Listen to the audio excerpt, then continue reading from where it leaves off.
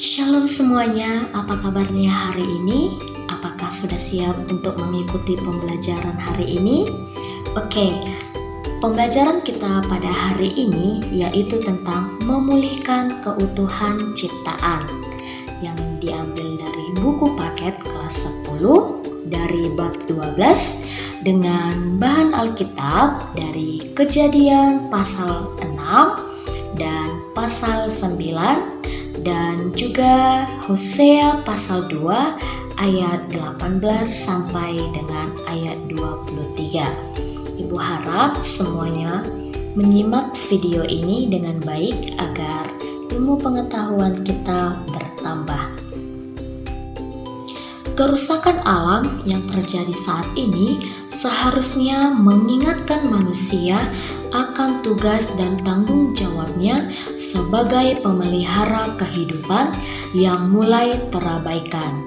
Di sini ada dua contoh gambar kerusakan alam. Yang pertama, contoh gambar banjir. Banjir disebabkan karena membuang sampah sembarangan, seperti kita yang sering membuang sampah di selokan air yang menyebabkan tersumbatnya selokan air sehingga pada saat hujan turun selokan menjadi tersumbat dan air meluap besar. Dan gambar yang kedua yaitu gambar tanah longsor yang dimana penyebabnya ini perbuatan manusia yang menebang pohon secara liar dan tidak bertanggung jawab. Pentingkah memulihkan keutuhan ciptaan? Apa sih yang dimaksud dengan keutuhan ciptaan? Sehingga timbul pertanyaan, pentingkah memulihkan keutuhan ciptaan? Ada yang tahu jawabannya? Oke, Ibu akan menjawabnya. Jawabannya yaitu keutuhan ciptaan dapat dipahami sebagai suatu bentuk ketergantungan manusia dengan lingkungannya, yang artinya kita sebagai manusia sangat bergantung kepada lingkungan di sekitar kita. Karena apa? Karena lingkungan di sekitar kita banyak memberi kehidupan kepada kita, banyak sumber hidup di lingkungan sekitar kita. Jadi, karena lingkungan kita banyak memberi kehidupan kepada kita, sumber makanan, sumber minuman, sumber oksigen, dan lain sebagainya, kita sebagai manusia harus memiliki yang namanya kesadaran untuk menjaga dan merawat lingkungan sekitar kita. Nah, yang kedua, seluruh ciptaan merupakan satu kesatuan yang saling melengkapi satu sama lain. Mari merefleksikan pertanyaan di bawah ini. Di sini, Ibu ada dua pertanyaan. Pertanyaan yang pertama, bagaimana manusia dapat memulihkan keutuhan ciptaan jika manusia sendiri yang menyebabkan kerusakan ciptaan Allah? Pertanyaan yang kedua, apakah manusia sungguh-sungguh menganggap penting pemulihan kerusakan alam? Apakah anak Ibu ada yang tahu menjawabnya? Oke, Ibu akan menjawab kedua pertanyaan yang tadi.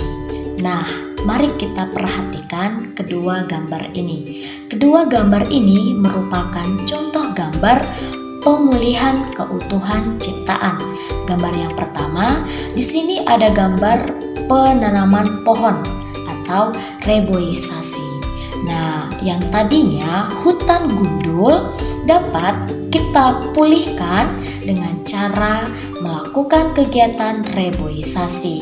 Nah, mari kita lihat gambar yang kedua. Gambar yang kedua ini merupakan gambar gotong royong membersihkan sungai.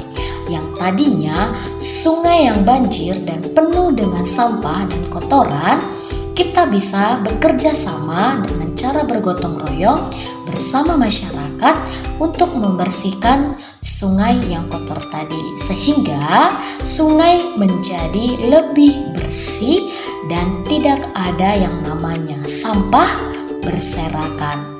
Nah, Ibu harap anak Ibu semuanya melakukan tindakan nyata dalam pemulihan menjaga keutuhan ciptaan Tuhan.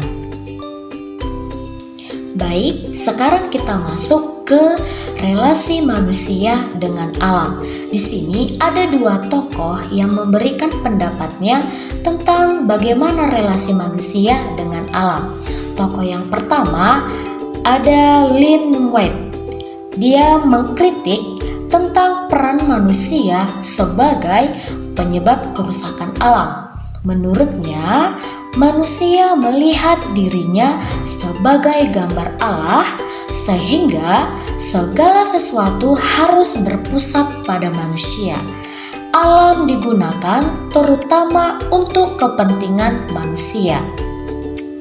Tokoh yang kedua ada Arnold Toynbee.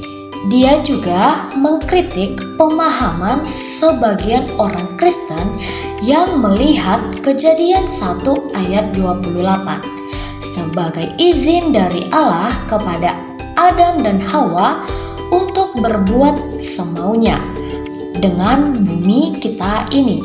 Menurutnya, pemahaman ini telah menghilangkan rasa hormat terhadap alam, sehingga tidak ada lagi yang dapat menahan ketamakan manusia. Demikian kritik dari kedua tokoh ini. Berikut pandangan Alkitab tentang relasi manusia dengan alam.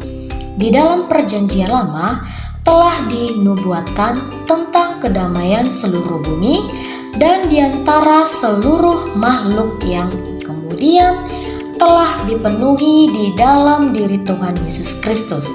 Maka dalam pemahaman iman Kristen, hubungan baru manusia dengan alam bukan saja hubungan domino atau menguasai, tetapi juga hubungan komunio atau disebut dengan persekutuan. Itu sebabnya Tuhan Yesus yang telah berinkarnasi itu menggunakan unsur-unsur alam, yaitu air, anggur, dan roti dalam sakramen yang menjadi tanda dan materai hubungan baru manusia dengan Allah. Demikian pandangan Alkitab tentang bagaimana relasi manusia dengan alam. Baik, di sini Ibu ada studi kasus relasi manusia dengan alam dengan judul artikel Hari Bumi 2022, dampak deforestasi dari banjir hingga perubahan iklim. Nah, di sini Ibu minta anak Ibu semuanya meng-screenshot artikel ini agar kalian bisa menjawab pertanyaan pada slide selanjutnya. Baik, pada bagian ini merupakan lanjutan dari artikel yang sebelumnya. Nah, di sini ada 3 pertanyaan. Pertanyaan yang pertama, kolom pertama diisi dengan penjelasan tentang masalah apa yang terdapat di dalam bacaan di atas. Pertanyaan nomor 2, kolom kedua berisi analisis kelompok terhadap masalah tersebut, misalnya penyebab dan dampaknya. Pertanyaan nomor 3, kolom ketiga berisi usulan kelompok untuk solusi dan pencegahan serta aksi nyata yang dapat kamu lakukan untuk mengatasi masalah tersebut.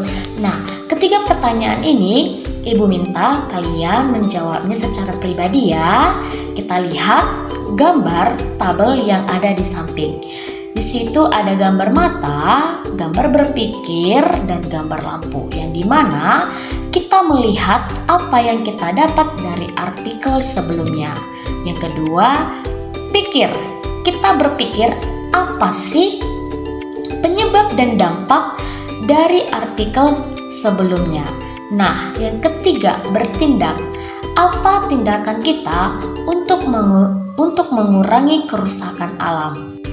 Baik, kita memasuki pembahasan terakhir kita pada bab ini, yaitu tentang mensyukuri peran sebagai pemelihara alam.